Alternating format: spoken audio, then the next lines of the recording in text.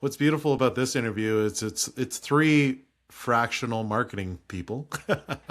Yeah, Yeah. colluding. There's no bias here whatsoever. And the goal here is to talk about, I don't know, I guess it's kind of the case for embedded fractional marketing folks, and specifically you, Rosalind. And we'll start off by getting you to introduce yourself. But you are a B2B content marketer from on a fractional side of things. I'd love to Mhm. get to know you more. I mean, I kind of do, but our audience would like to get to know you more. So why don't we start off with a brief introduction about who you are?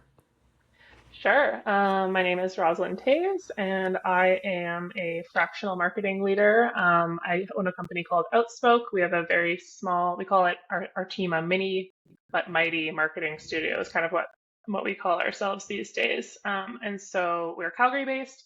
We work primarily with tech companies, and that's just because my corporate experience was kind of in the tech space. So naturally, I know a lot of people in the tech space, and tech professional services is kind of the niche that we're in right now.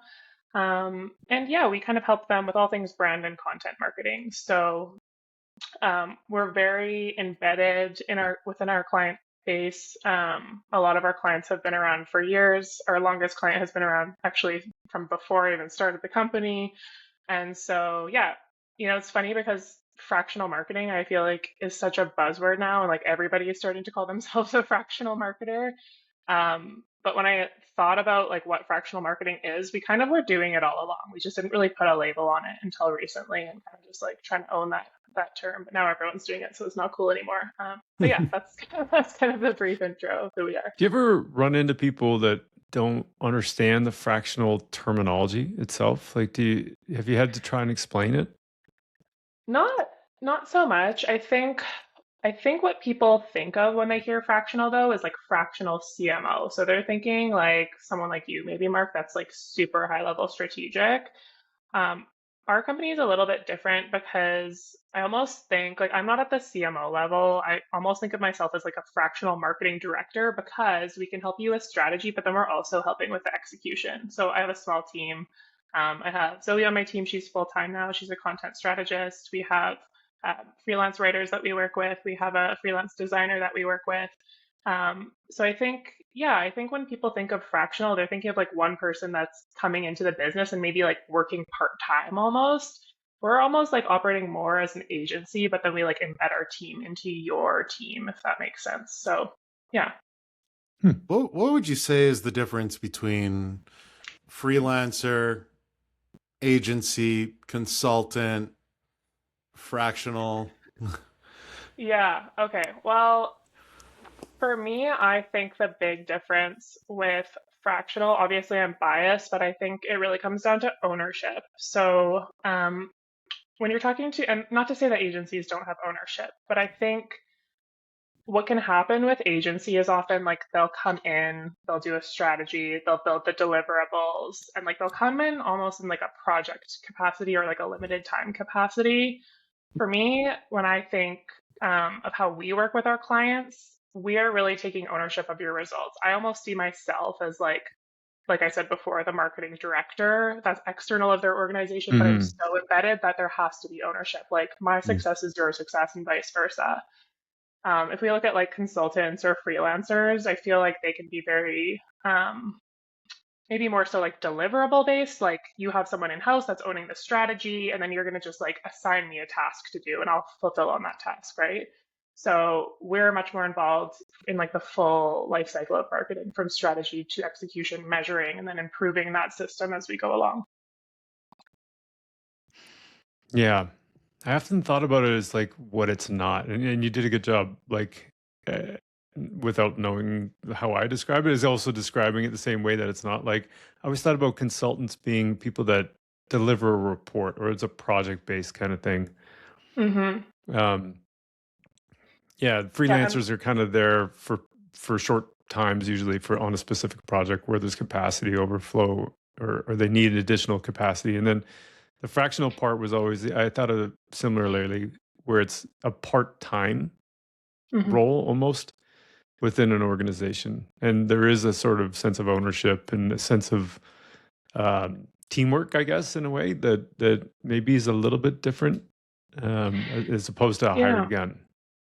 Yeah, for sure. Like when I think about the way that we work with our clients, you know, I don't just know the CEO and I don't just have one point of communication in the organization. Like I know their subject matter experts. I know like their whole leadership team. I'm in their office talking to people. Like people actually know me by name within the company. And, pretty much everyone in the company will know me by name. So yeah, we're just much more embedded. And by the way, like I've been all of those things. It's funny, like we've been in business for 4 years now, and like I'm on this constant evolution of trying to figure out our own messaging and positioning and like who we are. So when I Hmm. first started out, I was like, oh, I'll do like freelance copywriting. That's what I'm gonna like label myself as because I really didn't know what I wanted to do when I left the corporate world. I just wanted to be more creative and like work for myself. So we did the freelance thing and we did a lot of just like writing at that time. Then we kind of evolved and we were like, oh, like what if we could be like a studio, like a strategy studio? And what if we could be Hmm. like a brand consultant? Like I've literally worn all of the titles and I've been trying them on. And I've kind of landed on fractional because it feels the truest to us because that just speaks to how embedded we are with our clients. And so that's where we are today. Yeah, I guess, totally when you think about, the differences between all the different parts. Like agencies, for example, are kind of built around, I guess they're built for like scale and they're built for process. You're often getting like a rotating account team. I'm not saying all agencies do this, but it's true. Hmm. Because, maybe somebody leaves and goes to a different agency or so on and so forth. There's always some sort of like templated framework of some sort.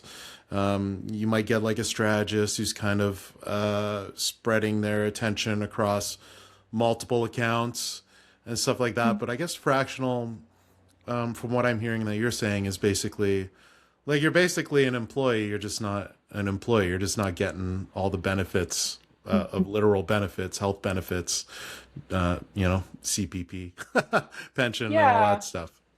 Kind of like, I don't know, we're somewhere in the middle of agency and employee, I guess, is like Hmm. maybe we're like landing halfway in the middle or something like that. But yeah, I think another key difference is agencies are built to scale, right? So they're like, how do we get more logos in the door and keep Yeah. growing our team?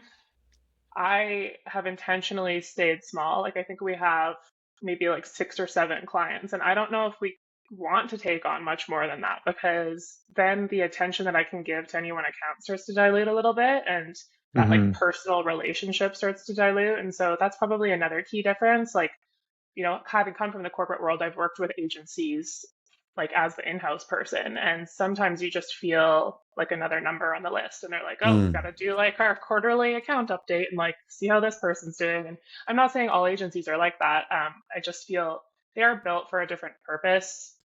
Perhaps maybe that's kind of Hmm. why I've got that feeling. But yeah, When you're talking about embedded before, how does that look from your end, just on a week to week basis? Is it different than we're talking about with agencies or with consultants? Like how do you see that, and how do you schedule the weeks, kind of thing? yeah, it's a great question. It's probably something we haven't mastered, and like I'm still trying to figure it out. And Same here with my always will be. calendar; it's all over the Yeah. map. Yeah, like I'm not gonna lie and pretend that I have this all figured out, but so we are trying to build kind of like systems around how we work with people because obviously, scope creep becomes a thing and like then they Hmm. expect too much of you and you have to protect your time and all of that. But um we so how our engagements usually look with clients, we always do when we onboard a new client, we're always doing like some sort of strategy session up front, like a workshop to kind of get grounded and just understanding their business and who they are and who they're speaking to and all that kind of stuff. The usual strategy stuff that you would do. And then kind of on an ongoing basis, we do quarterly strategy sessions. So this is where we're sitting down and we're looking at, okay, like we did all that work over the last quarter. What's working? What's not? Let's look at the metrics. Let's adjust. Let's set our priorities for the upcoming quarter. So that usually involves a high level stakeholder. Like we work with smaller businesses, so I'm usually in the room with the CEO at that point. We always have some sort of monthly touch point. So it depends on the client and what our agreement looks like. So I have some clients where we just meet monthly and we kind of do a touch base and like, here's what's coming up and, the SMEs we're working with and all that kind of stuff. Just an opportunity to touch base. I have other clients where our engagement is much larger. And so we do, our monthly marketing meetings. We'll do monthly pipeline meetings. We have like bi-weeklies about SEO. Like we have like more regular touch points scheduled. And then at the same time as that, we also have like I'm available via email, like we're talking if something's coming up or we're working on a project or a campaign, we're just scheduling time when we need it. And so yeah, we're still figuring out what that looks like, but it's different with every client, I would say. Mm-hmm. Yeah, what I know from you, Rosalind, is you're mostly focused on B2B, so very like technical, complex. And I guess from a fractional standpoint, how do you kind of ramp into these technical and complex B2B companies fast without, eating a lot of time of, CEOs, leaders, marketing leads, and so on and so forth? Like, how do you really understand their positioning and, the do's and don'ts of the company coming into a business as quickly as you do? Yeah. It goes back to what I was saying before about always starting with strategy. So usually when we come into a new account, the first thing we're doing is like information gathering. We want to know, have they done existing strategy work? Do they have a brand strategy? Have they invested in all of that up front? And if so, how can we download that on our team and ask questions about it? I'd say probably like 95% of the time they haven't done that upfront work. So then we're always starting with a strategy engagement. And so um, a big part of success in content marketing is obviously understanding like our audiences, who are we speaking to, what the competitor landscape looks like, the company's service offerings and how they position themselves, like all of these kinds of things. And so typically we're starting off with either a brand strategy engagement, which is where we're going to actually help them define their positioning, their tone of voice, their key messaging, all of that kind of stuff. Or if they have a good sense of that already and we're kind of going to just go into content strategy, we're still doing that like in-depth workshop where we're getting to understand your buyers, like what is the buyer's journey? What are their problems and pain points at each stage that we need to kind of create content to speak to? What does the competitive landscape look like? All of that stuff. So we're always starting with strategy up front so that we can kind of do that initial information download and really like dig deep and really get to understand to the point of view of different stakeholders in the business. So we'll typically start those strategy workshops, like we'll have the CEO in the room. If there's any other like VP or director in the business that really wants to have a voice in this kind of stuff, we'll bring them into the room as well. So we're hearing from the people that are like actually on the street talking to customers every day and are intimately knowledgeable about the company's services and how they want to show up in the world. Yeah, I love that because, like, I guess speed of ramp is one of the fractional models, I guess, clearest advantages over the alternative. I think like I read an article yesterday because I actually just did a LinkedIn post about fractional, which is funny. I read an article, I think it's from Digital Applied or something like that, that talked about how, a full-time executive search typically takes around 3 to 6 months before someone even starts, while, like a fractional leader can be live in 1 to 2 weeks, really. But really, I guess that speed only works, though, if the fractional person treats the first few weeks as active extraction, so to speak, right? That strategy part that you're talking about. So, yeah, that's really good. Actually, I had a question for you, Mark, if that's okay.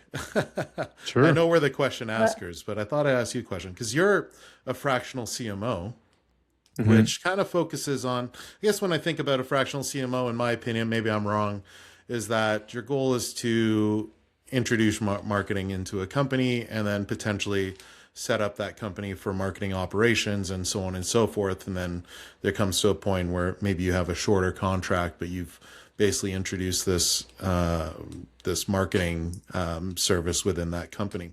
So I'm curious how you kind of do fractional CMO work and what your process is.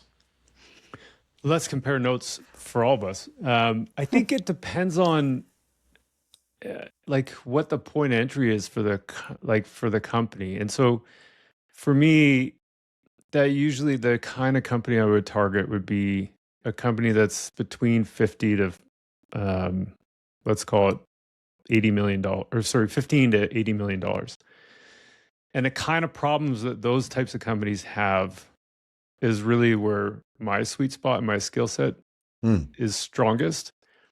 I have done some things with platform with startups, but at the beginning of a company's life cycle, it's a different set of challenges than a company that's in the scale up phase versus enterprise phase. And like I've worked across all those different ones, but I really like that sort of mid-market size company, and just some of the challenges they have. So most of the time they have, like the clients I work with, they already have marketing in some way, some form, or they've dabbled in agencies, or, they've had varying degrees of success. And they're, I guess, experienced with some failures and stuff too at that point.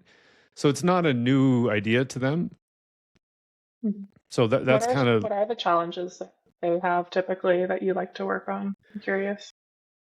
well, I guess the trigger, or like the category entry point for me, would be something like they've churned out a couple different agencies, they've turned over a few different staff. There's something broken, they're just not quite sure what it is, and they don't know how to fix it. And it's usually then up to like the CEO or somebody in the executive team, who's kind of taken on the responsibility of marketing, and they just don't have time to fix it. So like those are usually the symptoms that kind of get noticed first, and then I help out with those, alleviate those symptoms by just kind of stepping in and taking over on the marketing function side of things, so they alleviate some of the challenge. On the fractional side, though, I would say you've mentioned scope creep, Rosalind. I'd love to chat with you about that, because or you, Derek, as well. Like, how do you can't do everything. Yeah. And so as much as you want to help everything, you because it's fractional, you can't. And so you have to be really protective of the time. I'm curious how you manage the scope creep side of things. Oh, I honestly don't have an answer. I feel like I'm trying to figure it out every day. I like genuinely just want to see my clients be successful. And so I think I am good at recognizing when I'm giving too much to a company. But what I'll do in that case, like, for example, I have one client, and we have been working with them on content for years, but there's a whole lot of other stuff that goes into marketing that just content, obviously. And I'm starting to kind of like leak myself into these other areas because there's a need for it, and they still haven't hired resources in-house. And so we kind of just did like a bit of a, okay, let's hold up and see. Let's just rewind here. Let's pause for a second. And we ended up doing actually a marketing strategy engagement. So I helped them build a marketing strategy that goes beyond just content. And part of that exercise was resourcing. So I cannot be the person to help you with all of these things. And so where can we find other freelancers or consultants or agencies or whoever that needs to be that can come in, and I can help as your fractional marketing leader manage those relationships and keep the strategy moving and all of those things, if that's something you want me to do, while we also focus on content execution. But like, no, we cannot do SEO and video and like CRM management and like all of these, million other things that I would love for you to be really great at, but it's just not like our specialty. And so I think I struggled for a really long time because I come from a corporate world where I always worked on really small teams, or I was the solo marketer. And so you wear the generalist hat and you just naturally want to give yourself to everything. You're like, Sure. Oh, we need to do that. Like, let me go figure out how to do that for you. And so it's been a 4-year exercise of me saying like, okay, how do I actually, like, this actually isn't the best for the customer because they're not going to get the best result. So how do I like put a pause on this, say, here's where we are, this is our lane, and let me direct you elsewhere for these other things. So again, I don't have an answer. I'm still trying to figure it out, but that's my journey. How about you, Derek? Well, actually, so, something you brought up there in terms of, what does success look like for one of your clients? And I think when I think about this fractional versus agency versus full-time employee, I think the fractional advantage is that fractional folks actively outperforms both agency and full-time on outcomes because let's say an agency has basically zero incentive to build itself out of a retainer, right? Full-time hire can build these systems and then leave with them if they decide to move on. Where I think the goal of a fractional person, whether it's a CMO, content marketing person, or if it's like a CFO, fractional CFO, fractional lawyer, or anything like that, I think the goal is really to explicitly build transferable systems um, so that they can make themselves replaceable in the best possible way. I think that's an important part of what I do from a fractional standpoint. Is like, hey, yeah, I'm trying to build like as much validation in terms of what I'm doing, so you hire full time, and I can help you mentor a full time employee, or pass on all these systems so that you can continue to be successful, and then I can move on to the next client and the next client and the next client, right? So I guess when we talk about, hey, like what are some, like, I guess metrics that a fractional leader should track instead of your typical marketing metrics. What are you thinking, like, in terms of, like, aside from like your typical, I don't know, you can call them vanity metrics or marketing metrics, but like likes and subscribes and engagement and all that stuff. What I love Mhm. about the fractional standpoint is we can focus on things like pipeline influence. What type of Mhm. things are you tracking for your clients, Rosalind? Yeah, again, I think it depends on the client and how embedded we are. And it also depends how technology enabled they are. Like if they have a CRM and systems in place for us to be tracking things. Yeah. Um, First of all, like I hate the word vanity metrics because I think some of those things, although, vanity, they can still be very useful signals in Mm. terms of like, is our content working or not, right? So I'm just cautious of like completely writing off those metrics. And I think there is like a movement in marketing now where we're like, forget about all that stuff. And it's like, no, it still matters. Let's still track it. Just on a more micro level. I think on a more macro level, like the things that the CEO or the CFO care about are things like what you said. So we're always like a big thing for marketing will always be leads, right? Sales Hmm. qualified specifically. Like I don't even know if people are tracking marketing qualified leads anymore because like who's even downloading a gated ebook these days with the way AI things are going? I don't know. But for us, it's how many leads did we get that sales can actually like hang their head on and say like that's a customer we'd really love to work with and they're a great fit for our ICP and there's potential here. And so with one of our customers, we do have monthly pipeline meetings where we're actually sitting down and we're walking through together with the sales team, like every single lead that came in and like Hmm. if it was a fit, why was it a fit and what stage is it at and how can we as a marketing function help move that forward and how can we support the sales side of that? And then on the other side, we're looking at like what's coming in that isn't a fit and why. Like, what are we turning on in our marketing that's attracting the wrong kind of people, or is it just like a fluke, right? So I'd say sales qualified leads is the first big thing. Pipeline contribution. So we're looking at this is probably the holy grail for me. It's like if we created as a sales and marketing or go to market function $1 million in pipeline last month, how much of that did marketing actually influence? So did they come from organic sources or whatever that looks like? This is where I love HubSpot. Like HubSpot's my BFF because I actually look and see. But some of our clients, because we're typically dealing with companies that are more in that like $5 million to $20 million range. So some of them don't have a CRM set up yet, and so we aren't able to do that sophisticated type of reporting. But best case scenario, we can, and we can say, marketing actually influenced this percentage of the pipeline.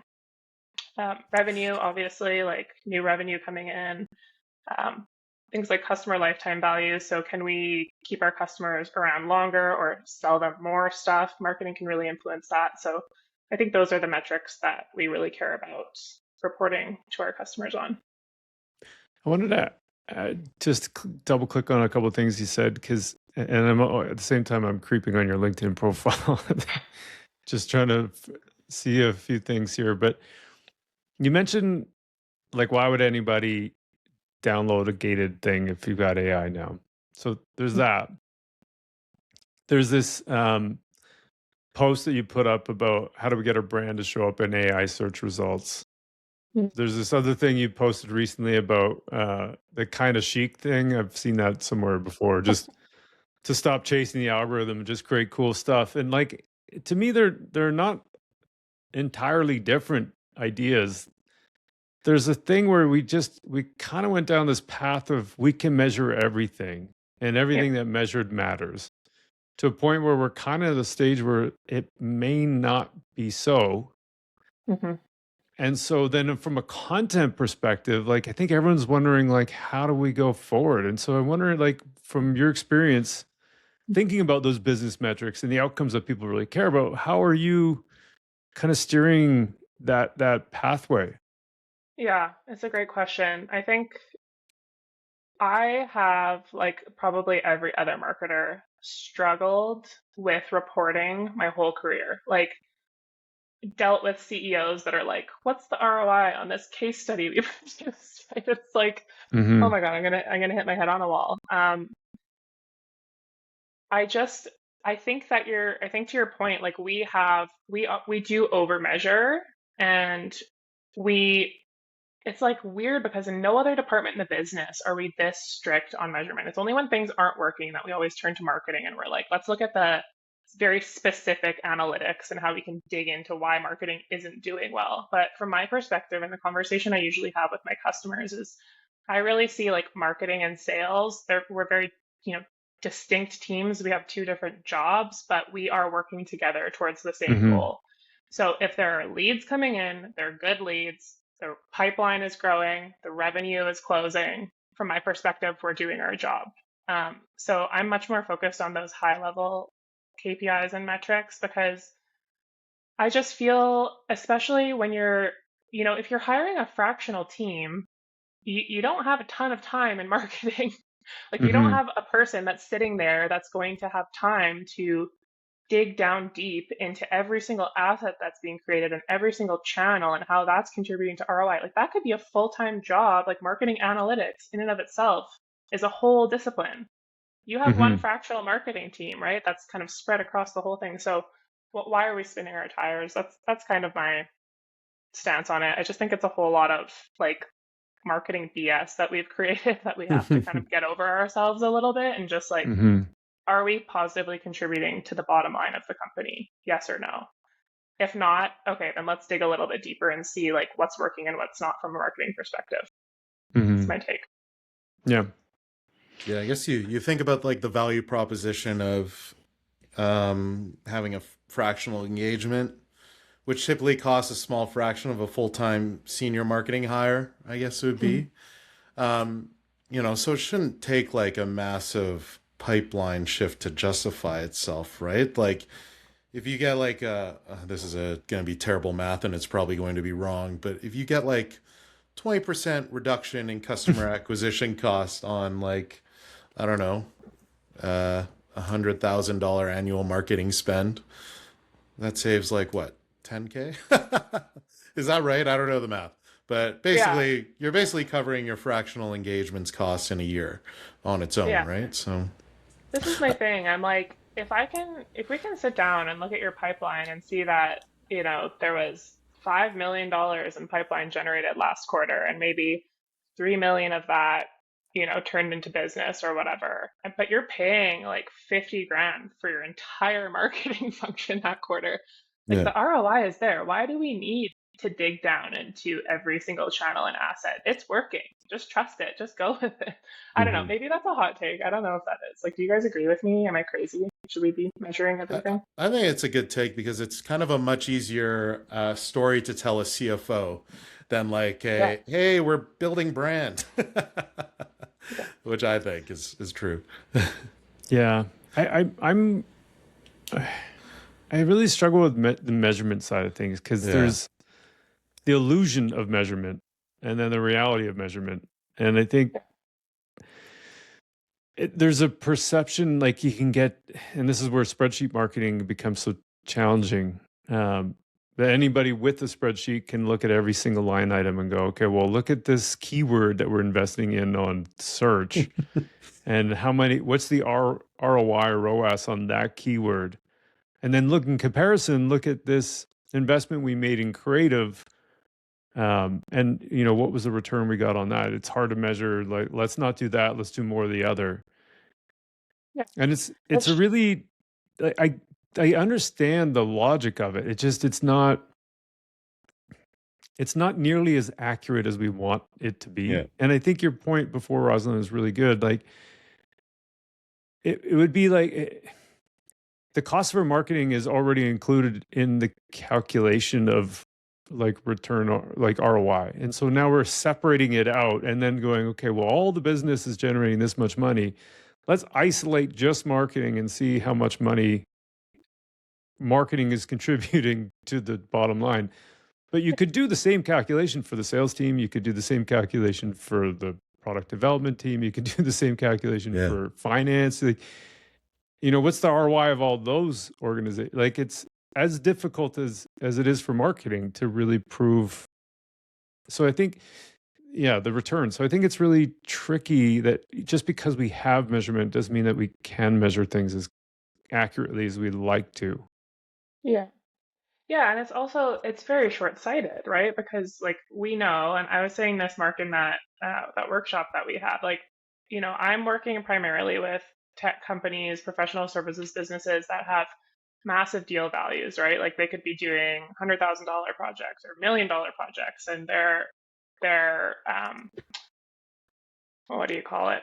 Their deal cycle is long, right? It's like 9 to 12 months, and so we can't track, like by the time a business actually comes through the door and a deal is closed, like it could have been years ago that marketing influenced that, right? Because it takes time to warm those people up. And so it's just so short-sighted to say this thing that we're doing right now, like this event that we had yesterday hasn't produced any leads yet. Oh my God. I'm like, give it a year. Like watch that some of those people come back because they learned about you through that. Like it's so short-sighted. And so I'm a big advocate for brand. I just posted it actually on our company page. Like Gartner shared this thing. It's called the brand doom loop, which is basically exactly this. It's like this like vicious cycle of underinvesting in brand because we can't track it properly, and so we underinvest. Brand gets less investment, and so like it just keeps going and going. And as marketers, it's exhausting. We're like spinning our tires trying to fight for budget when we know it's working. It just takes time. So. Yeah, I think that originally came from Work. They published a great report about that. It's called the multiplier effect. But yeah, and even now, like you've got a whole bunch of people that have grown up in digital social, and they've now become more senior, and they're becoming the CMOs and CEOs, and which a lot of them came through performance marketing, and they just continue to do more of what they know, which is more performance marketing and less on the brand side. And then, it's kind of interesting seeing where, like, as an industry, this is going to go. But it's fascinating trying to keep track of it all, and especially with the AI influence. It's like two separate audiences. What appeals to humans isn't the same thing as what appeals to AI, and so, it's like a whole thing. Yeah, I do think that marketers that have a skill set in the brand space over a skill set in the performance space are really going to thrive in this like AI era because like we are the ones that have always been fighting for human-based storytelling and taking a journalistic approach and like playing the long game. And now it's really going to take a long game because you can't just like drop some coins in and then whoop, pops out a customer on the other side, right? Like, so yeah. It'll be an interesting couple of years for sure. It has been already. Yeah, that's true. Yeah. Well, it was awesome to talk to you. I didn't want to take up too much more of your time here. I think I'd love to end on like, kind of, hey, like when does a company know or what am I trying to say here? How does a company know who to hire? Like, You know, there's companies When here should who they are, call you? yeah, when should they call you? Yeah, that's what I'm trying to say is like, hey, are they too small for marketing? Are they too big to hire? Or are they big enough to hire in-house? Like, what's this, Hmm. I guess, the messy middle that Fractional would be at? Well, I'll speak specifically maybe to our business because I think there's like, even just talking with Mark, it's clear that there's all different types of fractional businesses. Like you deal with bigger companies than we do. But for us, our kind of sweet spot is we're usually working with companies that aren't quite startups. They're kind of scaling. They're usually between that $5 million to $20 million in revenue mark. Um, they have a really great product or service that their customers love them for. And because of that, they've been able to build their business largely through referrals till this point. This is like a classic what we see with all of our customers. And so this is why I've decided this is our sweet spot. But then eventually they get to a point where the CEO can no longer be in every single room doing the selling. So they have to start to rely on brand. They actually have to build out a brand that attracts people and keeps people interested. And so that's where we come in. We help them build those systems. We help them build their brand and their messaging and their visual identity. And then we help them put in content systems and processes that kind of get that brand out into the world. Um, and then, we haven't gotten to the point yet where any of our customers have like graduated from us and gone on to hire a team. We're building those processes so that they have them should that time come. But I want to keep them here as long as I can. I want them Hmm. to grow. But I love my customers. I'm like, stay with me forever. But we are seeing a couple of them get to grow to the point now where we're like, okay, you're getting to the point where you could really use somebody in house. So that's kind of our sweet spot. We're like helping them get off the ground and fly, spread their wings and fly. Love that. It's Yeah. awesome. Yeah. Cool. All right. Well, thank you so much, Rosalind. I really appreciate you coming on here. Your company's called Outspoke. What's the website URL? It's outspoke.ca. We Okay. have just re-engaged on Instagram. I deleted it for a while, but you can follow us at outspoke.co on Instagram. We're on LinkedIn. I'm on LinkedIn talking, yapping all the time. So find me on LinkedIn as well. Sounds good. Awesome. Awesome. Thanks so Thanks for joining much. us. Thanks, guys. Appreciate it. Have a good All day. right. You too. Bye.